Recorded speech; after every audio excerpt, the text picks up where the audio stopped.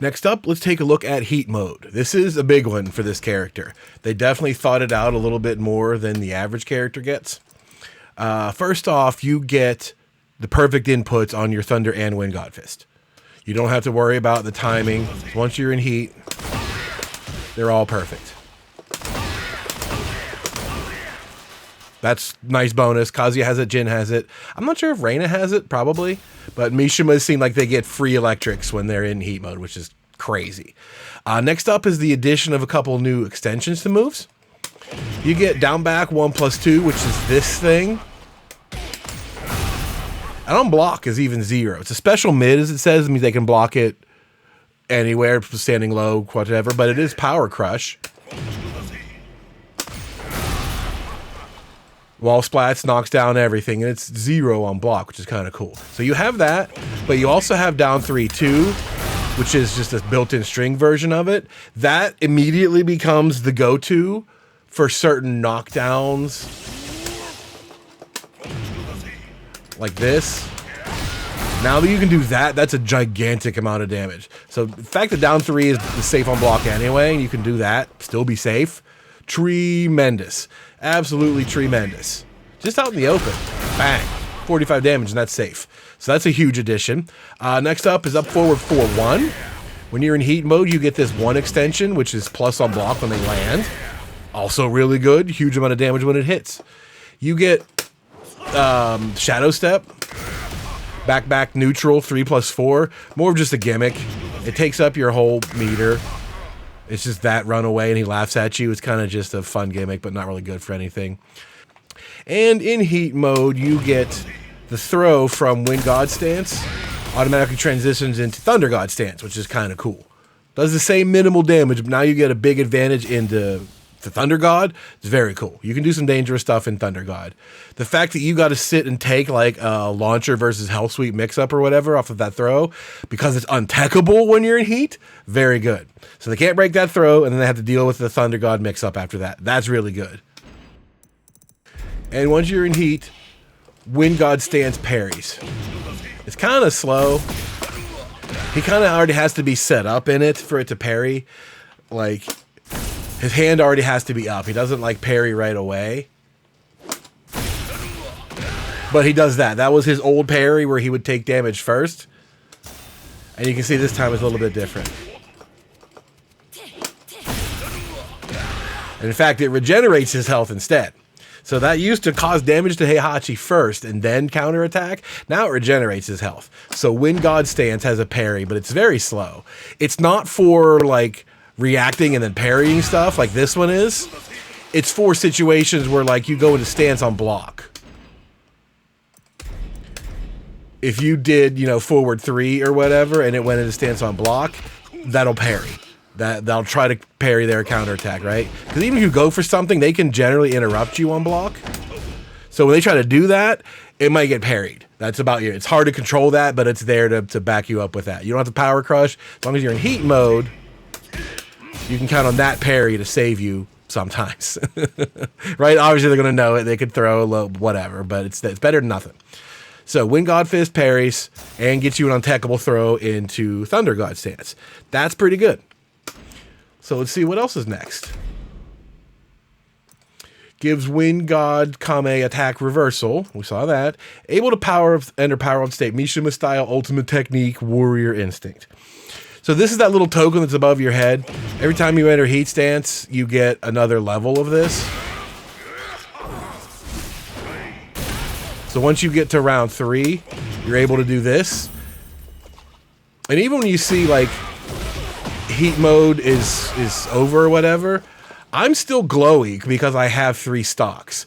I don't believe the stocks do anything along the way until you get to 3. I think they're meaningless, but you have 3 and you're kind of orange and glowy because now you can do this. You do 1+4 and you get that thing which activates Warrior's Instinct. Now you're in ultimate Heihachi mode. What this does is gives you about 8 moves or so that now cause permanent chip damage is the best way to say it. So permanent chip damage meaning it causes chip damage on block, but it does not leave the gray health behind. You can see it does that little chunk to her health right there at the end of the string. That does not leave behind gray health. They cannot recover that. It's permanent chip damage, which is crazy. The problem is that this move is still minus 17. You can't just go do that and get chip damage, but it's there. If they happen to block that, they're going to punish you, but they took some damage for it. So, I don't know. Choice is kind of weird on that one, but there's about 8 of these moves. 1 back 2, 2. See, there's again, big chunk of chip damage. This move also does that like camera chroma effect where it kills all of their gray health. You notice how I had it set to like full gray health? Just like Rage Arts, that's what that little orange like symbol means. That move will nuke your entire recoverable health. Boom. And causes some chip on its own. So that's really good. 1 back 2, 2. 1 back plus 2, 2. It's counter hit combo. So you'll get the effect off of that when you're in ultimate Heihachi mode. Boom. Kills all their gray health. You can use it in combos easily. And if you catch that counter hit, gray health is dead when you're in ultimate Heihachi. That's also amazing. 1 plus 2 now gains the chip damage like everything else does. Still minus 10. I mean, that can punish you, but that little bit of chip damage adds up. But now, you get a follow-up. They can't tech roll that back. It's a slightly different knockdown than it normally was. You do get... So you notice I can't reach them? When I'm in ultimate Heihachi, though, I get that. Forward forward 2 is pretty much all you're going to get there because of the range, but that 58, that's enough. That's a grip of damage. Good God. So 1 plus 2 gets a follow-up now. How about down forward 2, 1? That becomes a launcher. This is a 13-frame launcher, for God's sakes. Right? Boom, 67 damages off of that. Not to mention, you can use things like this. Still becomes a launcher for them. Anything that's guaranteed, like this hit stun, 13 frames, guaranteed. You know, the forward 4 thing, 13 frames, guaranteed. So you have a 13-frame launching twin pistons, just like you did in Tekken 5 when you're in Warrior Instinct. That's amazing. Next up is forward 2. As far as I can tell, all that does is just add the chip damage. It's still unsafe. It still says minus 16. That could just be a typo. That might be safe. I'm not going to sit there and bother testing it. Forward 3. That becomes +1 on block instead of what, minus 3. So the fact that you can do this, and these are all plus, and the left one's launch. Good God, that gets nasty. Forward 3 being plus is pretty good. You're going to use that a lot anyway, but now you can just use it all day. Oh, +1. Over and over again. Forward 2 doesn't seem to change his frame data, so I'm not sure if it does get anything or not. Can't tell. Hell Sweep does not stagger. I'm going to set her to block low. Crouching block. You remember before she would normally stagger? I can do this now. I can do that.